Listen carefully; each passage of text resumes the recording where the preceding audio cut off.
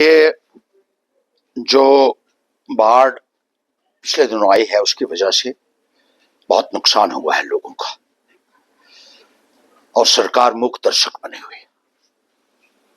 कोई कदम नहीं उठाया जा रहा है उन लोगों को रिलीफ मुहैया करवाने के लिए, उनकी रिहेबिलिटेशन के लिए। जब कश्मीर में एक बार सैलाब आया था, एक बहुत बड़ा पैकेज वहां के लिए रिलीज हुआ था। अब जम्मू में इतने बड़े पैमाने के ऊपर नुकसान हुआ। अमित शाह यहां चक्कर लगाया और कहते हैं मैं हवाई दौरा करूंगा। लोगों को जो नुकसान हुआ है, एक दिन में उन्होंने चक्कर लगाया और उसके बाद चले गए कि यहां एक सेंट्रल की टीम आएगी। सेंट्रल की टीम आई, एक दिन में वो कहते हैं हमने 3 जिलों का दौर जो है कर लिया। और दौरा कहां किया उन्होंने? डीसी के ऑफिस में बैठकर। कहते हैं कलाड़ी बहुत अच्छी है जम्मू की, चाय और कलाड़ी खाकर दफ्तर में बैठकर रिपोर्ट बना रहे हैं जो उनसे क्या तवक्को रख सकता है यहां का गरीब आदमी, मुझे बताइए। जिसका घर चला गया, बर्बाद हो गया, जो खुले आसमान के नीचे आ गया, रहने के लिए छत नहीं, और यह सरकार तमाशा कर रही है अभी तक इंतजामिया की तरफ से। अब पंजाब के लिए आपने देखा, वहां पैकेज रिलीज हो गया, हिमाचल में हो गया, और जम्मू कश्मीर में ये कहते हैं हमने देख लिया, बहुत अच्छा, कलाड़ी खाएंगे और घर को जाएंगे। मैंने उनको कहा जाइए देखिए, इलाके में देखिए कितना नुकसान हुआ है, लोगों को पास खाने के लिए कुछ बचा नहीं है, दवाई नहीं मिल रही है। दूर दराज के इलाका जात में जो पूरी तरीके से कट ऑफ हो चुके हैं, आज की तारीख में टापू बन चुके हैं बहुत सारे इलाके। लोग इतनी मुसीबत से दो चार हो रहे हैं और यहां का प्रशासन, यहां की सरकार जो है वो इस त्रासदी से निपटने में पूरी तरीके से असफल साबित हुई, पूरी तरीके से फेलियर। लोगों को रहने के लिए जिनका आशियाना चला गया, उनका सर्वे करने तक भी अभी तक कोई स्टाफ नहीं पहुंचा है। बहुत सारे लोग कंप्लेंट कर रहे हैं, मैं जगह जगह जाकर देख रहा हूं। जिस सरकार को लोगों के दर्द का एहसास नहीं है, जो लोगों के दर्द को महसूस नहीं कर सकती हो, उसको मैं कोई सरकार नहीं मानता हूं। वो इस काबिल नहीं है, कुर्सी के काबिल वो लोग नहीं। पर मैंने देखा चिनैनी में इतनी तबाही हुई, सुंडला में हुई, मुझालता में हुई, दूसरे इलाका जात में हुई, घोडी साइड में हुई। बहुत सारे इलाके मुकम्मल तौर पर कट ऑफ हो चुके हैं। कितने दिन हो चुके हैं, अभी तक ना सड़कों की हालत का कोई सुधार हुआ, ना रास्ते खुल सके, ना कोई रिलीफ मिल रहा है, ना कोई सहायता सरकार की तरफ से मिल रही है। ये जो नुमाइंदे बने हैं, इनको भी लोगों को जवाब देना पड़ेगा। मैंने देखा एक एमएलए जो ये कहता है कि मैं डिग्रियां चेक करा रहा हूं यहां। पहले अपनी डिग्री तो चेक करवा दे और उसकी करवा जिसकी डिग्री की चेकिंग की पूरा हिंदुस्तान बात कर रहा है, जिसको चौथी फेल राजा रोजाना हम मीडिया में देखते हैं लिखा होता है, उसकी करवा डिग्री चेक। और अपना भी बता, तूने कहां कहां से की है।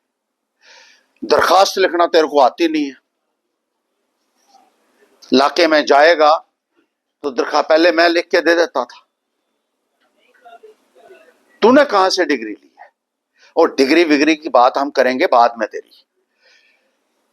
अभी इलाके में जाओ और लोगों को पूछिए उनकी कितनी मुसीबतें हैं, किस तरीके से वो लोग अपने परिवार को आज रोता बिलखता हुआ देख रहे हैं। अपने घर का जो बड़ा बुजुर्ग, खाने के लिए नहीं है उनके पास, और यहां तमाशा किए जा रहे हैं ये लोग। सेंट्रल गवर्नमेंट को भी चाहिए कि जल्द से जल्द एक पैकेज यहां के लिए रिलीज किया जाए और फौरी तौर पर इमदाद जो है वो मिलनी चाहिए। एक भी बीजेपी का नेता कहीं नहीं गया, मैंने देखा, ना तो वो सेंट्रल टीम से मिले और ना ही दिल्ली में जाकर अरे वहां बैठिए जाकर।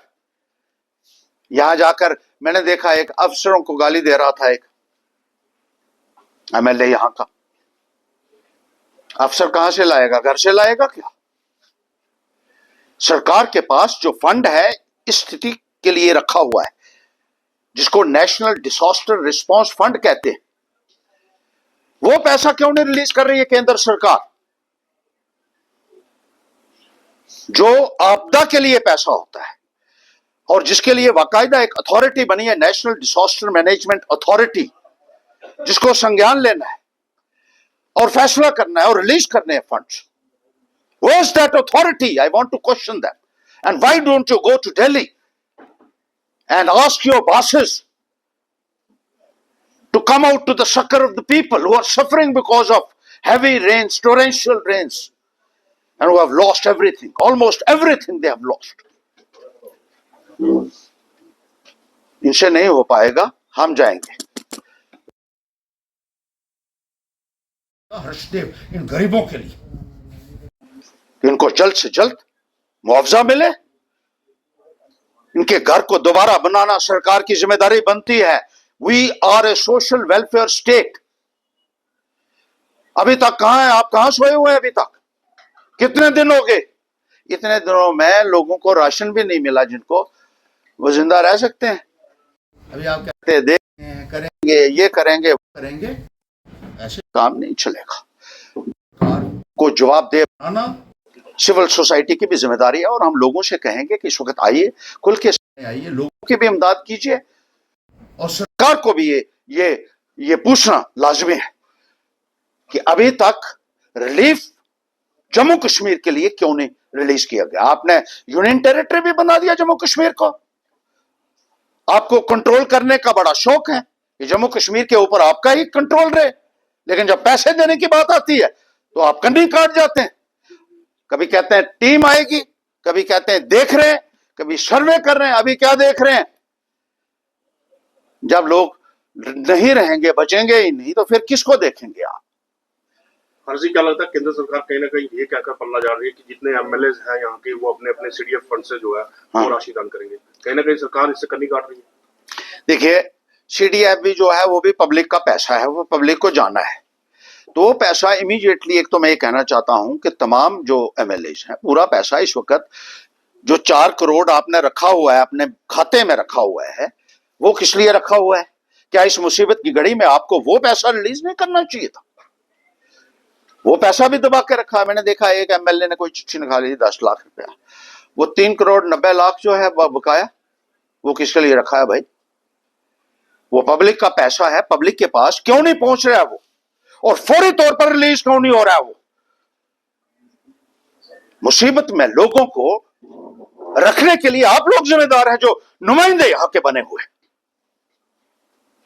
अपनी जिम्मेदारी से ये पल्ला हर कोई झाड़ रहा है, और भाजपा सरकार तो उनको तो लोगों के समस्याओं के साथ तो कोई लेना देना नहीं। वो तो हिंदू मुसलमान जात मजहब की राजनीति करके लोगों को बहलाकर फुसलाकर आज सारे मुसीबत में है।